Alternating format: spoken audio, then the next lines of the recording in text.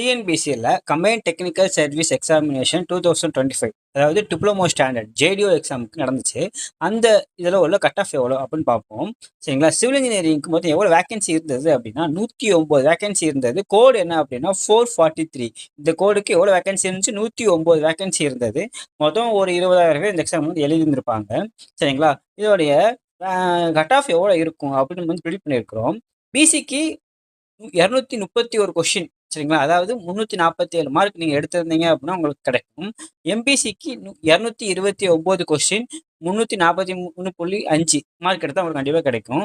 எஸ்சியில் 224 question 336 mark.